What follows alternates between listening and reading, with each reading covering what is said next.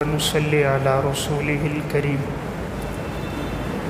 أما بعد فأعوذ بالله من الشيطان الرجيم بسم الله الرحمن الرحيم ومن آياته أن خلق لكم من أنفسكم أزواجا لتسكنوا إليها وجعل بينكم مودة ورحمة إن في ذلك لآيات لقوم يتفكرون صدق اللہ العظیم۔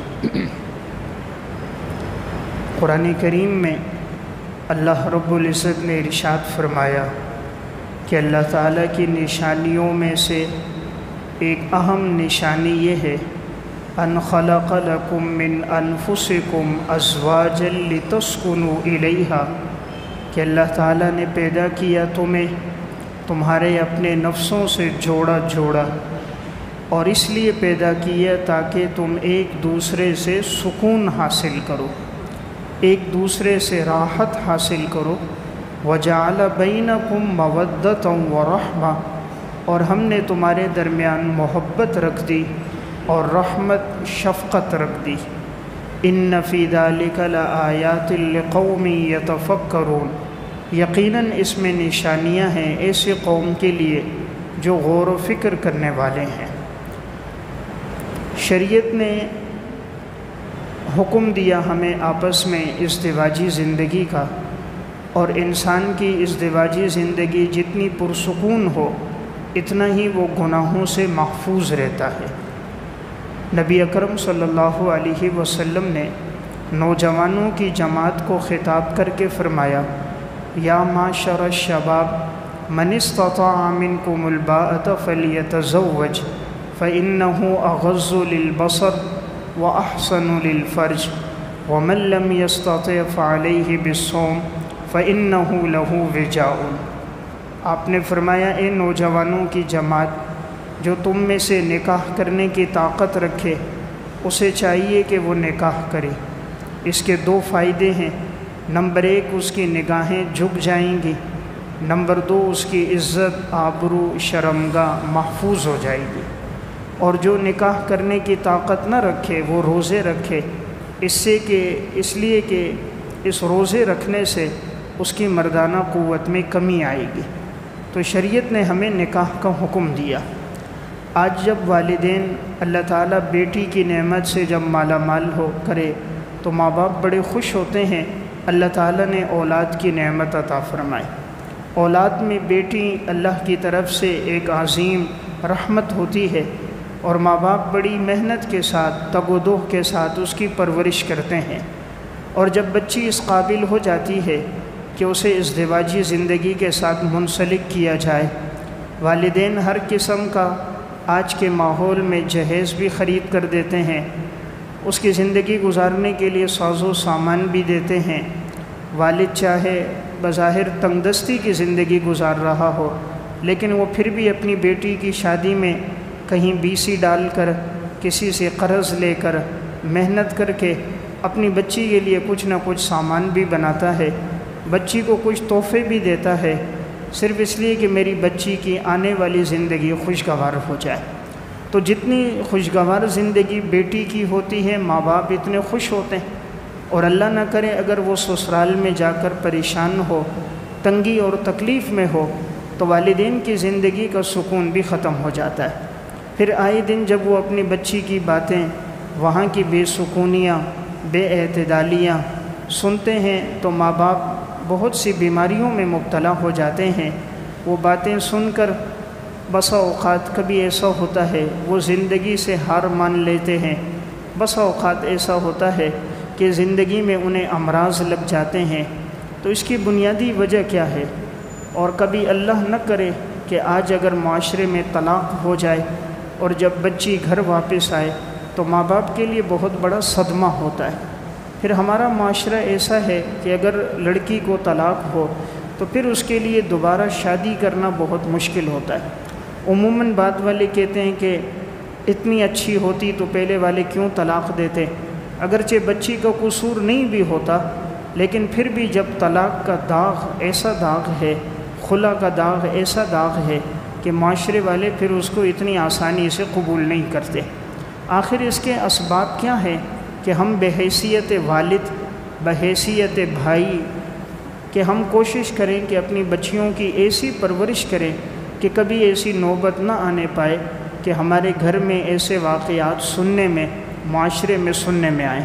تو 25 ایسے اسباب جو میری ناقص تلاش میں آئے وہ میں آپ کے سامنے عرض کروں گا۔ انشاءاللہ اگر یہ 25 باتیں ہم نے کوشش کی ہماری زندگی میں آئیں، ہم نے اپنی بچیوں کو سکھائیں اور خود شوہر نے ان باتوں کا اہتمام کیا اور جن چیزوں سے بچنا ہے اس نے بچنے کا اہتمام کیا، تو امید ہے کہ انشاءاللہ اس کی نوبت نہیں آئے گی۔ اس کا نقصان طرفین کو ہوتا ہے، جب طلاق ہو جائے بچوں کی زندگی برباد ہو جاتی ہے، پھر وہ بچے پڑھ نہیں سکتے، ان کا مستقبل تاریک ہو جاتا ہے، پھر وہ ایک طرف ماں کی جدائی، ایک طرف والد کا صدمہ اور غم، تو ان کی زندگی بے چینی، بے قراری میں گزرتی ہے۔ دونوں خاندانوں میں ناچاکیاں ہو جاتی ہیں، ایک دوسرے کو دیکھنا گوارا نہیں کرتے، دشمن ہو جاتے ہیں، سگے بھائی کیوں نہ ہو، لیکن اگر ایسی نوبت آئے طلاق کی تو پھر بھائی بھائی سے دست و گریبان ہو جاتے ہیں، خوشی غموں میں شرکت ختم ہو جاتی ہے، رشتے ناطے ختم ہو جاتے ہیں۔ تو اس کے پیچھے آخر اسباب کیا ہیں؟ سب سے پہلا سبب ہے اللہ کی نافرمانی کرنا۔ جب میاں بیوی کی زندگی میں اللہ کی اطاعت نہیں ہوتی، عبادات کا اہتمام نہیں ہوتا، نماز کی پابندی نہیں ہوتی، فرائض کا اہتمام نہیں ہوتا، گناہوں سے نہیں بچتے، تو میاں بیوی میں محبت نہیں ہوتی، اور جب محبت نہیں ہوتی تو رفتہ رفتہ مزاج میں بے اعتدالی آتی ہے، غصہ زیادہ آتا ہے، دوسرے کی خامیاں نظر آنا شروع ہو جاتی ہیں، نوبت طلاق تک پہنچتی ہے۔ جس گھر میں میاں بیوی اللہ کے فرما بردار ہوں وہاں کبھی طلاق کی نوبت نہیں آئے گی۔ اللہ دونوں کے دلوں میں ایک دوسرے کی محبت ڈال دے گا، شوہر کے دل میں بیوی کی محبت، بیوی کے دل میں اللہ شوہر کی محبت ڈال دے گا۔ یہ دل میں محبت اللہ ڈالتا ہے۔ اگر ایک انسان اللہ کا نافرمان ہے، وہ اپنی گھر والی کو سونا چاندی کی چمچ میں کھلائے تب بھی بیوی بچے نافرمان ہوں گے۔ اگر ایک آدمی اللہ کا فرما بردار ہے، وہ اپنی اولاد کو، گھر والوں کو سوکھی روٹی کھلائے، پیاز کے ساتھ، چٹنی کے ساتھ کھلائے، بیوی بچے اس پہ جان دیں گے۔ یہ دلوں میں محبت اللہ ڈالتا ہے۔ یہ اسباب سے نہیں آتی کہ اگر ہم یہ سمجھیں ہمارے پاس بنگلہ ہوگا، بڑی گاڑی ہوگی، نوکر چاکر ہوں گے، ہمارے بچے گھر والے ہم سے خوش ہوں گے۔ آج زیادہ طلاقیں انہی جگہوں پر ہوتی ہیں جہاں دولت پیسہ زیادہ ہے۔ سب کچھ ہوتے ہوئے بھی ان گھروں میں سکون نہیں ہے۔ کبھی ان مالداروں سے آپ پوچھ لو جو بڑی بڑی کوٹھیوں میں رہنے والے، محلوں میں، بنگلات میں رہنے والے، ان سے پوچھو ان کی ازدواجی زندگی میں سکون نہیں ہے، ہر وقت بے چین اور بے قرار ہوتے ہیں۔ شوہر بیوی سے، بیوی شوہر سے مایوسی کی کیفیت ہوتی ہے، ملنا گوارا نہیں کرتے، بیٹھنا گوارا نہیں کرتے، آپس میں نفرتیں ہوتی ہیں۔ تو پہلی اور اہم وجہ کہ جہاں کبھی ایسی بات سامنے آئے کہ میاں بیوی کا آپس میں نباہ نہیں ہو رہا، آپس میں محبت نہیں ہو رہی، آپ دیکھنا وہ عبادت میں سستی کرتے ہوں گے، نماز میں سستی کرتا ہوگا، یا شوہر کی زندگی میں سستی ہوگی، بیوی کے دل میں محبت نہیں ہوگی، یا بیوی عبادت گزار نہیں ہوگی، نماز کی پابند نہیں ہوگی، تو شوہر کے دل میں محبت نہیں ہوگی۔ ورنہ جن گھرانوں میں اللہ کی اطاعت ہوتی ہے، اللہ تعالیٰ آپس میں سکون محبت نصیب فرما دیتے ہیں۔ اس لیے ہمارا کام یہ ہے، ہم بحیثیت والد جب بیٹی اس عمر کو پہنچ جائے کہ اس پہ نماز فرض ہو جائے تو اسے تاکید کریں کہ تجھ سے نماز نہیں چھوٹنی چاہیے، ابتدا سے اس کی عادت بنا لیں کہ اس سے نماز نہ چھوٹے۔ جس بچی میں ابتدا سے عبادت کا ماحول آ جائے، گھر کے اندر ذکر کا ماحول آ جائے، اس گھر میں کبھی ناچاکی نہیں ہوتی۔ تو پہلی وجہ میں نے عرض کی اللہ کی نافرمانی۔ نمبر 2، خاوند کی نافرمانی۔ دوسری وجہ طلاق کی کیا ہوتی ہے؟ خاوند کی نافرمانی، کہ بیوی بات بات پہ شوہر سے جھگڑنا شروع کر دیتی ہے، الجھنا شروع کرتی ہے، شوہر کی اطاعت نہیں کرتی، تو شوہر ایک وقت تک برداشت کرتا ہے، 1 دن، 2 دن، 3 دن، لیکن جب بات کافی آگے بڑھ جاتی ہے پھر کبھی غصے میں برداشت نہ ہوتے ہوئے وہ یہ جملے کہہ دیتا ہے، پھر ساری زندگی اسے بھی افسوس ہوتا ہے، گھر والی کو بھی، لیکن بہرحال طلاق واقع ہو جاتی۔ اس لیے جن بچیوں میں شوہر کی اطاعت ہے، نافرمانی نہیں کرتی، اللہ نے ان گھروں میں سکون رکھا ہے۔ اور اللہ رب العزت نے عورت کے لیے جو جنت کا وعدہ ہے وہ صرف 4 صفات پر ہے۔ جس ماں بہن بیٹی میں 4 باتیں ہوں، نبی اکرم صلی اللہ علیہ وسلم نے فرمایا وہ جنت کے جس دروازے سے چاہے جنت میں داخل ہو جائے۔ آپ نے فرمایا اذا صلت المرأة خمسہا، جب کوئی عورت 5 وقت نماز پڑھے۔ نمبر 2 وصامت شہرہا، 1 مہینہ رمضان کے روزے رکھے۔ نمبر 3 وحسنت فرجہا، اپنی عزت اور آبرو کی حفاظت کرے۔ واطاعت بالہا، نمبر 4 اپنے خاوند کی اطاعت کرے۔ دخلت من ای ابواب الجنت شاءت، وہ جنت کے جس دروازے سے چاہے جنت میں داخل ہو جائے۔ تو عورت کا جنت میں جانا کتنا آسان ہے، صرف 4 باتیں جس ماں بہن بیٹی میں ہو۔ امام الانبیاء صلی اللہ علیہ وسلم فرماتے ہیں جنت کے 8 دروازوں میں سے جس سے چاہے جنت میں جائے۔ نمبر 1 5 وقت نماز پڑھے۔ نمبر 2 1 مہینہ رمضان کے روزے رکھے۔ نمبر 3 اپنی عزت آبرو کی حفاظت کرے۔ نمبر 4 اپنے خامن کی اطاعت کرے۔ اس لیے دوسری اہم بات میں نے عرض کی، شوہر کی نافرمانی۔ اس لیے بچی کی تربیت کے دوران بحیثیت والد اور بھائی ہمیں تربیت یہ کرنی چاہیے کہ بیٹی اب تم نے جو وہاں زندگی گزارنی ہے، شوہر کے تمہارے اوپر حقوق ہیں، ان حقوق کی ادائیگی کرو۔ جتنی محبت کے ساتھ، اپنائیت کے ساتھ بیوی ادائیگی کرے گی، اتنا زوجین کے درمیان میں آپس میں محبتیں نصیب ہوں گی۔ نمبر 3 زبان درازی کرنا۔ طلاق کا اگر میں کہوں سب سے بنیادی سبب ہے وہ یہی ہے، زبان درازی کرنا۔ جہاں بھی آپ کو اگر نظر آئے کہ کسی لڑکی کو طلاق ہو گئی، تو جب آپ اس کے پیچھے پس منظر میں جاؤ گے، اسباب تلاش کرو گے، تو آپ کو سب سے بنیادی سبب جو نظر آئے گا وہ لڑکی کی زبان درازی ہوگی۔ اگر بچیوں کے اندر سے یہ وصف ختم ہو جائے تو کبھی بھی طلاق کی نوبت نہ آئے۔ ہوتا یہی ہے کہ ساس نے ایک بات کہی، سسر نے سمجھانے کے لیے کوئی بات کہی، شوہر نے کچھ کہا، اب آگے سے گھر والی زبان درازی کرتی ہے، ایک بات کا جواب 2 کے ساتھ دیتی ہے۔ انہوں نے بات کی سمجھانے کے لیے، اس نے الجھنا شروع کیا، جھگڑنا شروع کیا، رونا شروع کیا، مگرمچھ کے آنسو بہانا شروع کیے، اس سے نقصان ہوتا ہے، طلاق ہو جاتی ہے۔ اگر یہ تھوڑا سا برداشت کر دے، زبان درازی نہ ہو، مزاج میں نرمی ہو، کبھی بھی طلاق نہیں ہوگی۔ اگر شوہر ایک بات کہے خاموش ہو جائے، بعد میں پھر اس سے بات کر لے، آپ نے یہ بات کی تھی، غیر مناسب تھی، انشاءاللہ اس کو اپنی غلطی کا احساس ہوگا۔ ہوتا یہ ہے کہ شوہر بھی غصے میں ہوتا ہے، بیوی بھی آگے سے بد اخلاقی کرتے ہوئے غصے میں ہوتی ہے، نوبت یہ پیش آتی ہے کہ طلاق ہو جاتی ہے۔ اگر وہاں غصہ ہو، یہاں برداشت ہو، زبان درازی نہ ہو، تو آپس میں محبتیں قائم ہو جائیں۔ تو یہ تیسری اہم بات ہے، بچیوں کو سکھانا چاہیے بیٹی جس ماحول میں آپ جا رہی ہو، آپ کے مزاج کے موافق سب باتیں نہیں ہوں گی۔ ماں باپ کے گھر میں تو مزاج کے موافق ہوتا ہے، جب اٹھے جب سوئے، جس چیز کی خواہش ہے ماں باپ لا کے دیتے ہیں، جو مانگا والد محنت مزدوری کر کے وہ لباس لاتا ہے، جوتیاں لاتا ہے، زیب و زینت کا سامان لاتا ہے، لیکن بسا اوقات سسرال کے گھر میں وہ سب کچھ نہیں ملتا۔ تو اگر یہ زبان درازی نہ ہو، محبت کے الفاظ ہوں، جی آپ نے کیا کہا، میں نے آپ کی بات سن لی، میں انشاءاللہ ابھی یہ چیز بناتی ہوں، ابھی مہمانوں کی خدمت کرتی ہوں، کوئی پریشانی کی بات نہیں۔